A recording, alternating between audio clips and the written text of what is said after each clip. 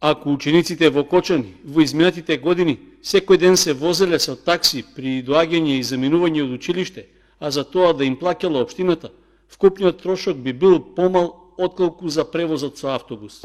Иако во јавноста веќе се познати податоците за огромните трошоци што училиштата, а со тоа и локалната самоуправа ги плаќале и ке треба уште да ги отплаќаат за бесплатниот превоз на учениците, сепак се уште фрапантни се конкретните бројки и суми што беа изнесени и на панел дискусијата на градоначалникот Илиев со граѓаните. Ако цената за еден билет од Грдовци до Кочани е 20 денари и 20 во другиот правец 40, нашето училиште плаќа 63 денари.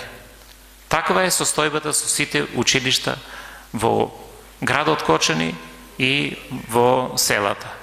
Што значи, најпрве ние мора да најдеме решение овде како да дојдеме да платиме услуга реално, пазарна услуга која добиваме и услуга која навистина ја користиме. Ние имаме пазарна економија и дека ние сите можеме да дојдеме до цените кои се пазарни. Тие пазарни цени ќе бидат натаму база за преговори, за договори, односно за објава на тендер за извршување на јавна набавка. Едноставна пресметка за јавниот превоз покажува дека цената за користење такси во двата правци по ученик би изнесувала 20 денари, доколку учениците кои живеат на иста или соседна улица би се групирале и заеднички би користеле едно возило. Оттаму нејасно е како за превоз со автобус биле склучувани договори со кои се плаќале неколку пати повисоки цени. Дополнително покрај надуваните цени, сметките на училиштата, односно буџетот на општината во изминатиот период биле оптоварени и со плаќање давачка за услуга што реално не била користена. Ние, односно училиштата, плаќаат на превозникот по број на ученици кои се пријавени, а не превезени ученици.